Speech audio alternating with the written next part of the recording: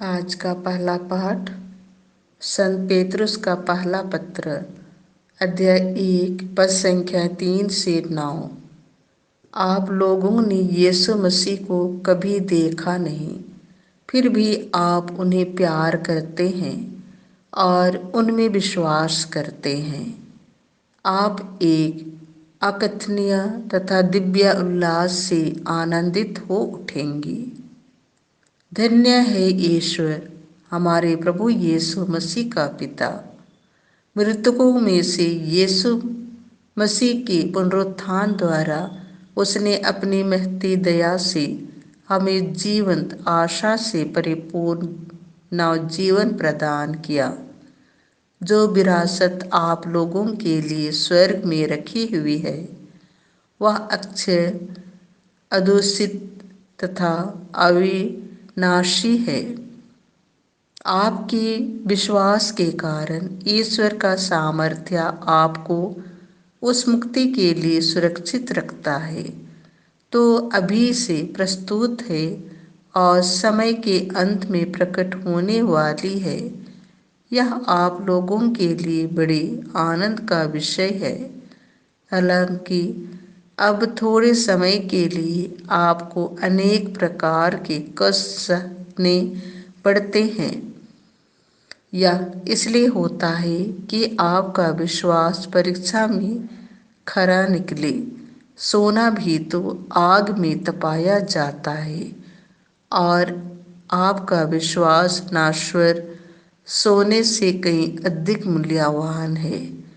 इस प्रकार यीशु के प्रकट होने के दिन आप लोगों को प्रशंसा, सम्मान तथा महिमा प्राप्त होगी। आपने उन्हें कभी देखा नहीं, फिर भी आप उन्हें प्यार करते हैं, और उन्हें देखे बिना आप अब उनमें विश्वास करते हैं। जब आप अपने विश्वास का प्रतिफल अर्थात अपनी आत्मा की मुक्ति प्राप्त करेंगे, तो एक अकथनीय तथा दिव्य उल्लास से आनंदित हो उठेंगे। यह प्रभु की वाणी है।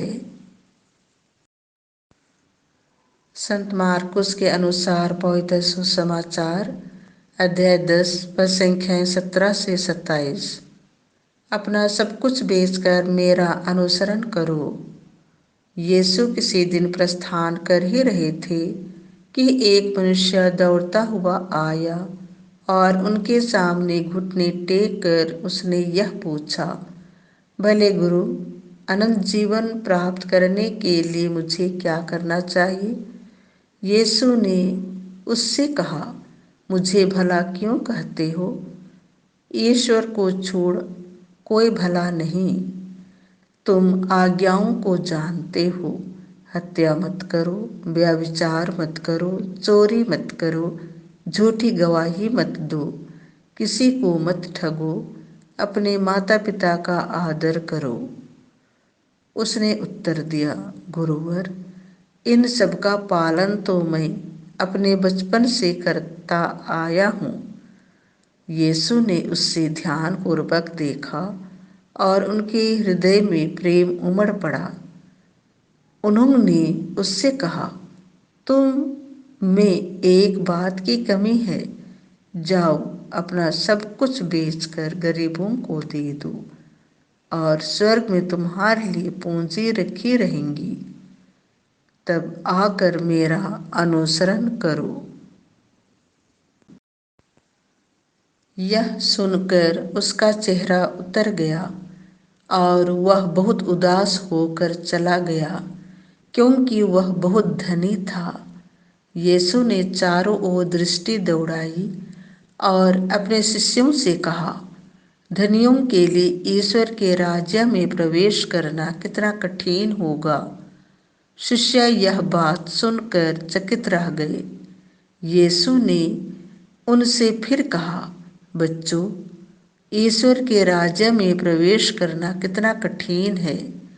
सुई के नाके से होकर ऊंट का निकालना अधिक सहज है, किंतु धनी का ईश्वर के राज्य में प्रवेश करना कठिन है।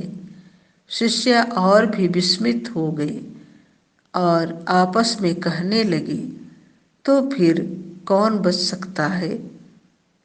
उन्हें स्थिर दृष्टि से देखते हुए यीशु ने कहा, मनुष्यों के लिए यह तो असंभव है, ईश्वर के लिए नहीं, क्योंकि ईश्वर के लिए सब कुछ संभव है।